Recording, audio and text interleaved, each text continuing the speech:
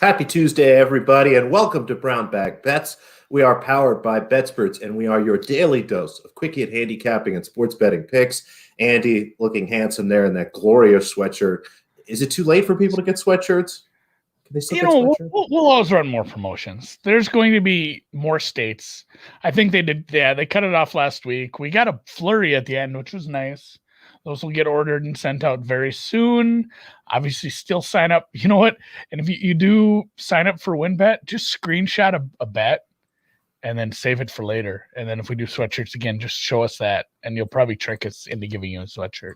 But yeah, Tennessee pending some point, and then about 8 other states that they have applied and gotten some permission or somewhere. Every state's so different on how they're doing things, but we will be launching in more states soon, which will be fun. And yeah, there's still, even if we're not giving away a sweatshirt right now, in New Jersey and Colorado, still a $500 free bet is still not bad. $1,000 free bet in Michigan. So links, as always, in the description of the podcast and on YouTube. Some sad news for tomorrow's show.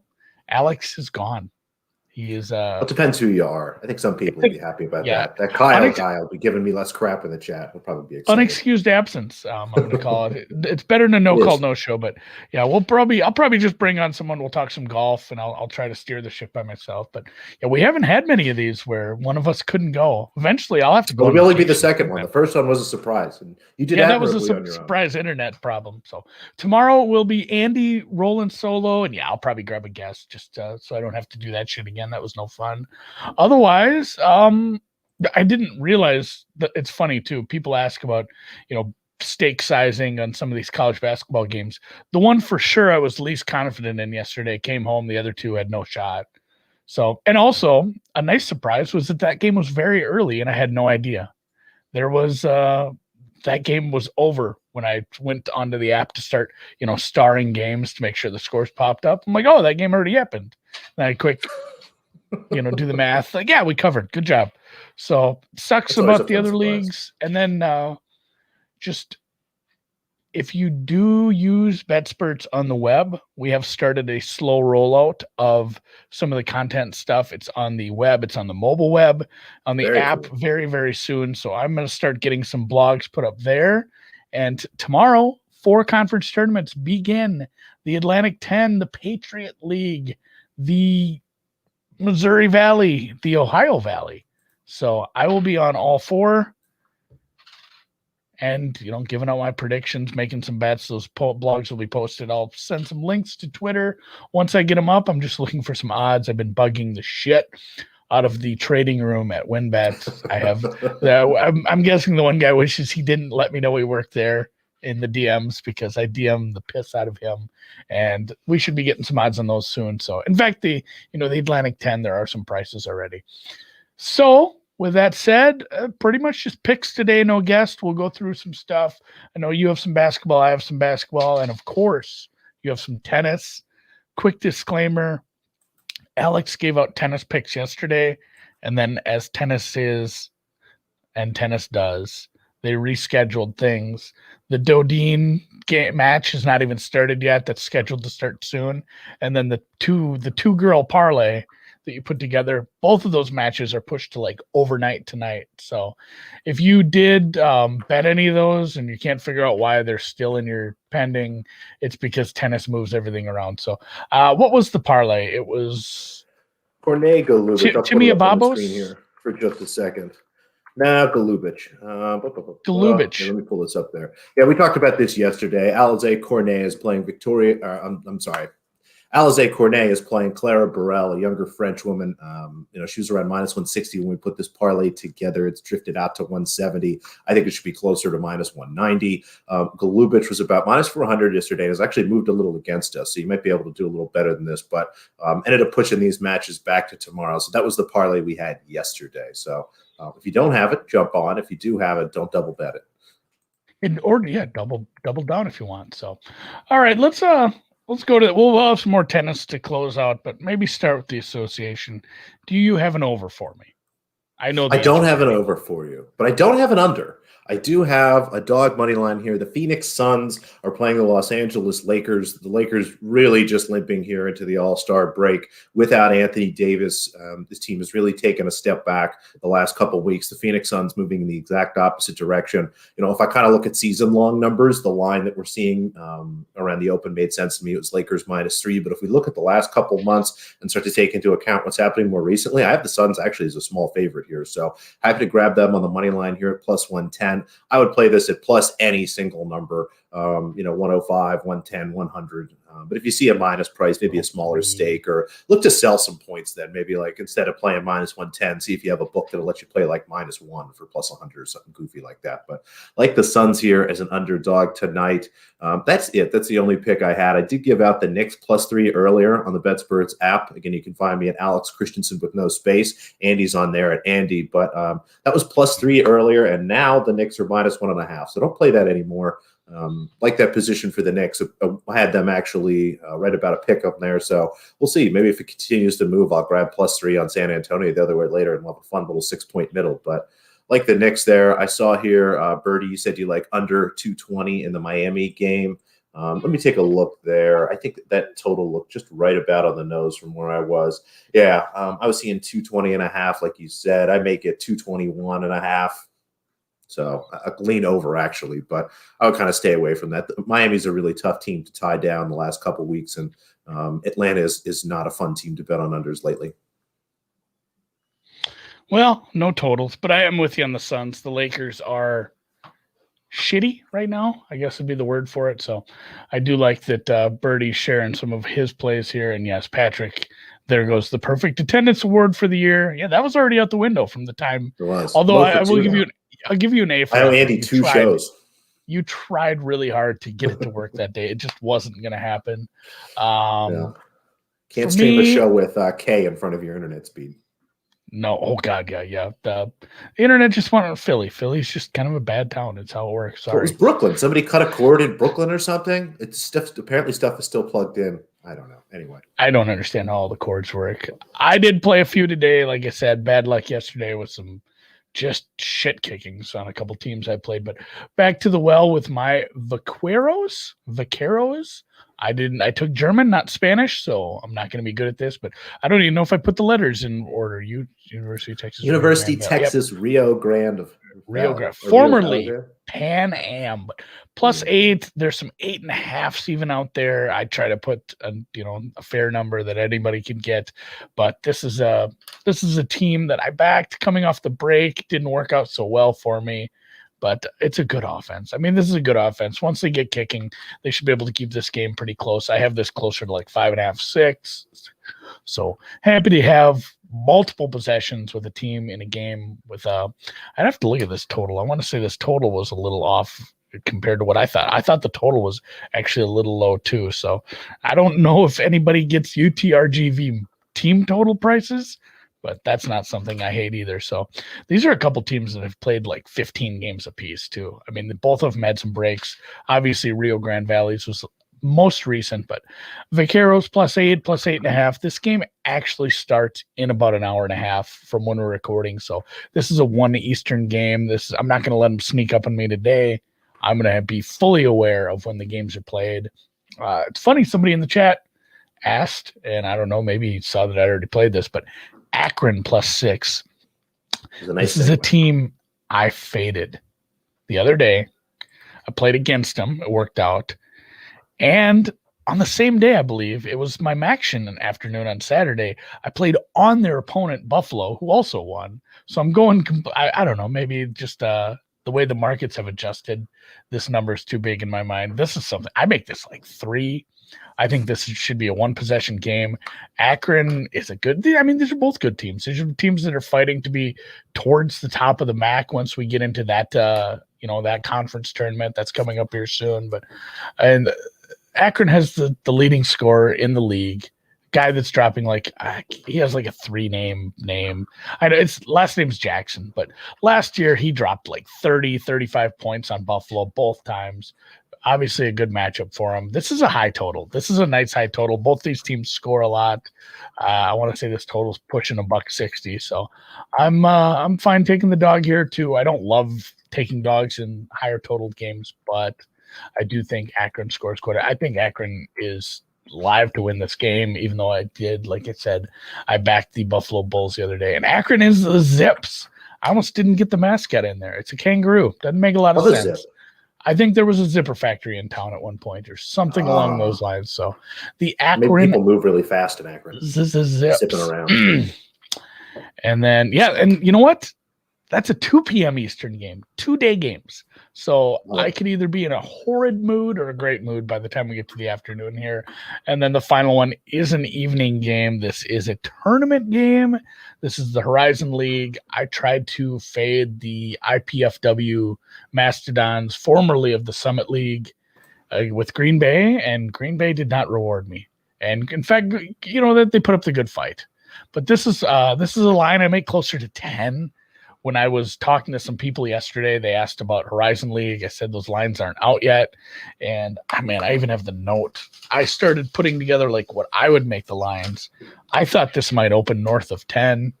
I thought I'd have no value on this because just Cleveland State should be a little higher ranked, I think. And when it opened 7.5, I was happy to jump on that. So this is a team they did just face. There's been a little bit of this where, how there's all these back-to-backs in college.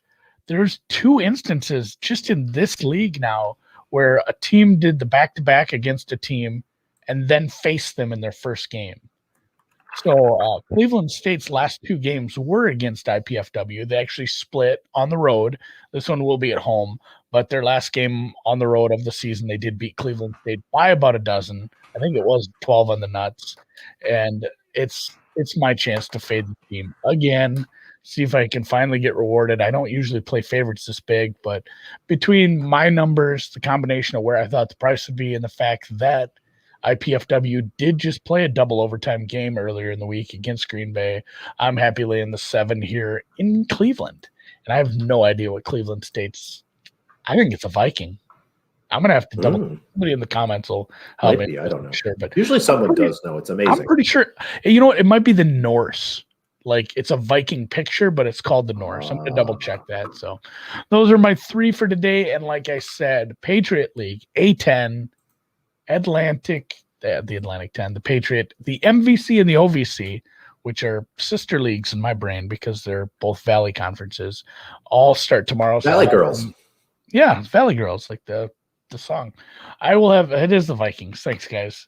And I will have those previews hopefully out this evening into tomorrow morning. A lot of it just depends on me getting the odds because I can't completely finish it without the odds because I do like to make a pick or 2 in every league. And it brings us back to the beginning, right back to tennis. Right. This is a play we talked about yesterday, and I did want to talk about it a little bit because it's an opportunity to talk for a few seconds about live betting tennis. If you watched the show yesterday, you should have Oceane Dodin at, I think I gave it out plus 135 or so yesterday, but plus 130 or better would be a nice number. We've beaten the closing number, it looks like. The match is going to start, if I had to guess, in about 30 minutes. They're next up on center court.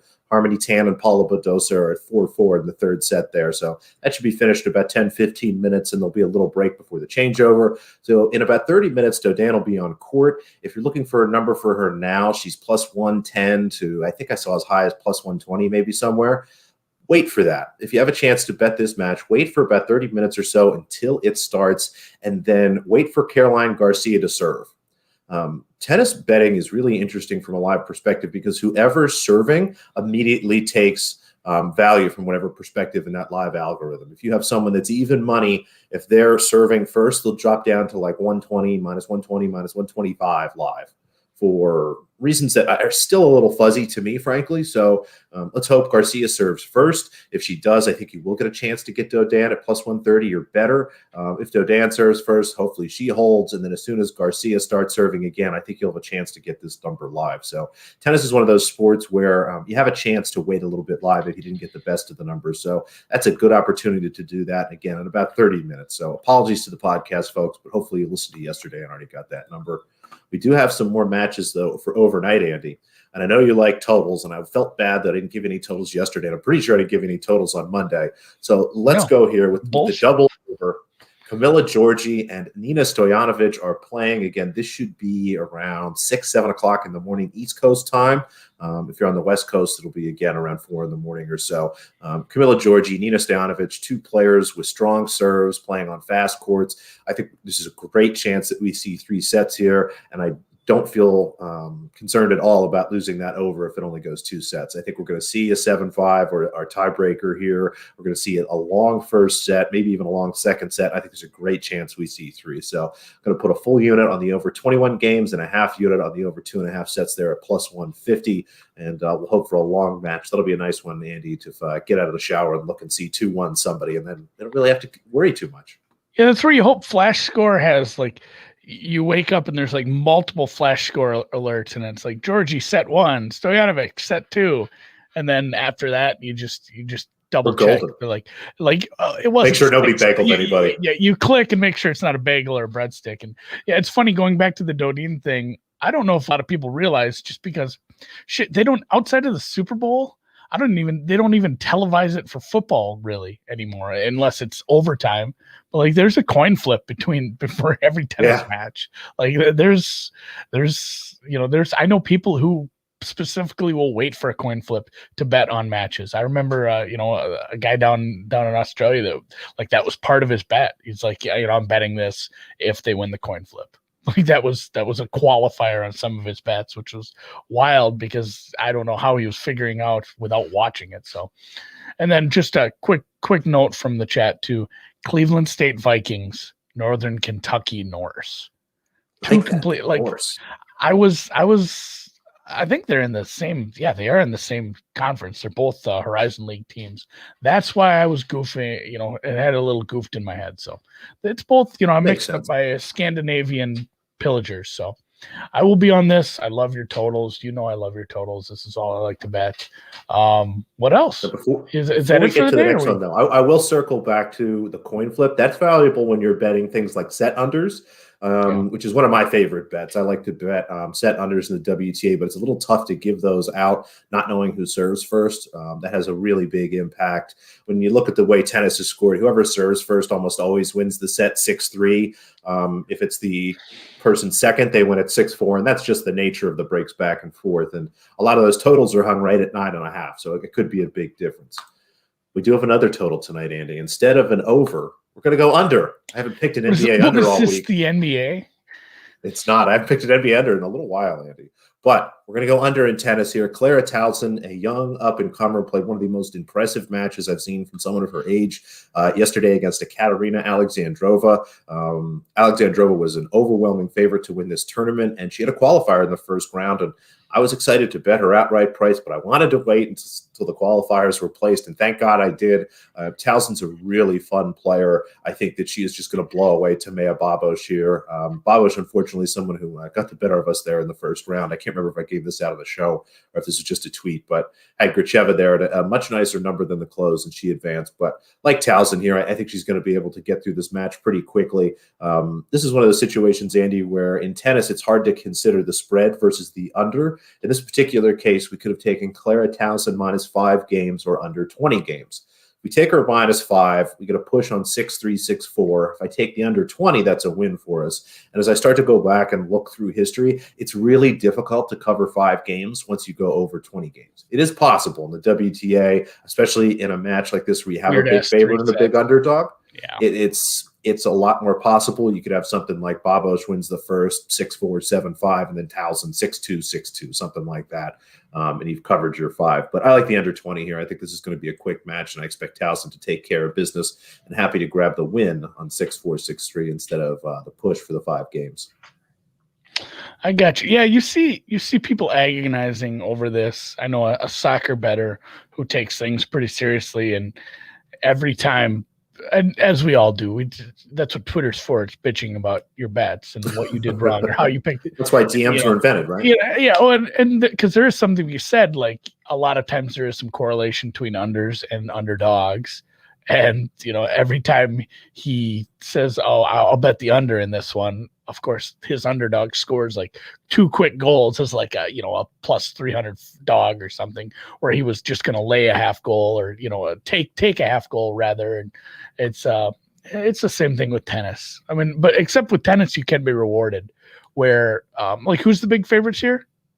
Towson's going to be the big favorite. Babos' dog, right? Yeah, Baba's big dog. Yeah. Okay. So, yeah, in one of these two, when you do take the under, and I've had this happen, I think I've brought this up, where the favorite just plays like absolute dog shit and loses in 2 sets, and you were so incredibly wrong about this bet, and it still wins somehow. That's maybe my favorite thing in all of sports betting, is screwing up a tennis bet under so badly on a favorite that it actually comes through, and you have to start cheering for the underdog in the second set. Hopefully it doesn't go that wrong. Hopefully you're right. And it's just a absolute 12-game murder. No Turkish soccer consensus plays today, Mr. Nadu, but we will be looking for those.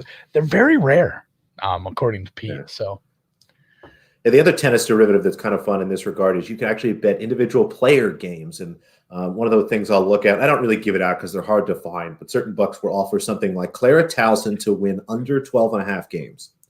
That basically means she wins the first 2 sets without a 7-5 or 7-6, or just loses the match. In this particular case, it's minus 150, where on under 20, you're still getting pretty standard juice there at minus 110. Yeah. But that's always another fun angle. You'll go nuts, keep trying to check derivatives in any sport. I think last night, if you're somebody that bet Dallas, you felt really bad because they scored a bunch of points, but the Pelicans scored more points. Yeah, it happens. That's the nature of the beast. So, all right, guys, we'll close her up for the day. Like I said, no Alex tomorrow. Sorry. Right. Good news, Kyle. I have the day off. I'll see you guys on Thursday, though. Good news there, Mr. Ewok. So, but yeah, Thursday we will have a hockey guest, first hockey guest. So look forward to that. Probably talking. So yeah, golf tomorrow, hockey Thursday, and just some more college basketball on Friday. Get into the weekend. Super show, lots of picks. Maybe we'll talk about some games that are happening over the weekend and some early thoughts on those. We haven't done that enough. So until then, obviously check us out on BetSperts. Check us out on Twitter and bother us with any questions you have, and have a good day. We'll catch you tomorrow.